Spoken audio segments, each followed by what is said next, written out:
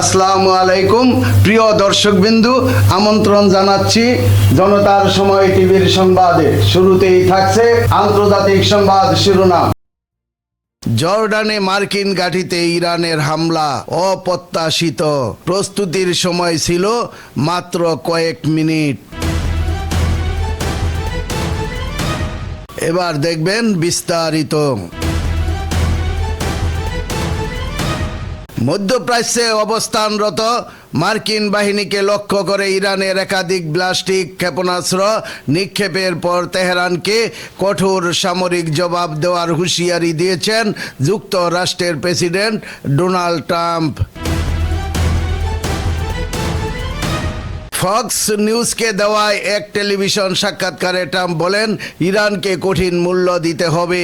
তিনি দাবি করেন, যুক্তরাষ্ট্র খুব শক্তভাবে পাল্টা আঘাত হানবে।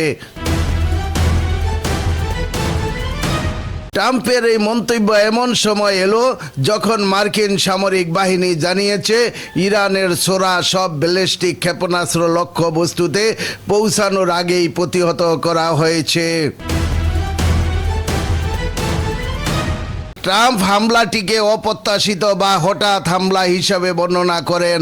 তার দাবি, জর্ডানে অবস্থিত মার্কিন ঘাঁটির দিকে ক্ষেপণাস্ত্র ছোড়ার পর মার্কিন সেনাদের প্রতিক্রিয়া জানানোর জন্য হাতে ছিল মাত্র কয়েক মিনিট।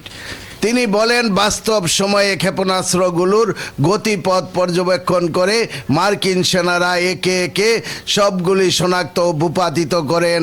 ফলে ইরানের ছোড়া কোনো ক্ষেপণাস্ত্রই লক্ষ্যবস্তুতে আঘাত হানতে পারেনি। যুক্তরাষ্ট্রের সেন্ট্রাল কমান্ড সেন্টকম এক বিবৃতিতে জানিয়েছেন, মঙ্গলবার গভীর রাতে ইরানের Islamic revolutionary guard corps IRGC মধ্যপ্রাচ্য মোতায়েন মার্কিন বাহিনীকে লক্ষ্য করে ইরানের ভূখণ্ড থেকে একাধিক ব্যালিস্টিক ক্ষেপণাস্ত্র নিক্ষেপ করে।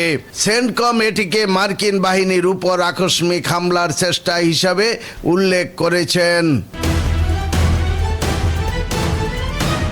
যদিও বিবৃতিতে হামলা লক্ষ্যবস্তু ঘাঁটির নাম উল্লেখ করা হয়নি, তবে মার্কিন কর্মকর্তাদের বরাত দিয়ে এক্সিউস জানিয়েছেন, ক্ষেপণাস্ত্রগুলো জর্ডানে অবস্থিত একটি মার্কিন সামরিক ঘাঁটির দিকে ছোড়া হয়েছিল।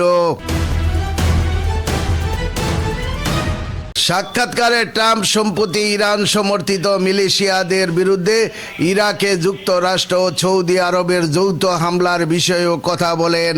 তিনি দাবি করেন, এইসব অভিযান ইরাকি সরকারের সমন্বয়ে পরিচালিত হয়েছে। একই সঙ্গে ইরান সমর্থিত মিলিশিয়াদের বিশ্বের জন্য ক্যান্সার আখ্যা দিয়ে তাদের বিরুদ্ধে চাপ অব্যাহত রাখার ইঙ্গিত দেন। প্রিয় দর্শকবিন্দু, আজকের প্রতিবেদন এই পর্যন্তই শেষ করছি।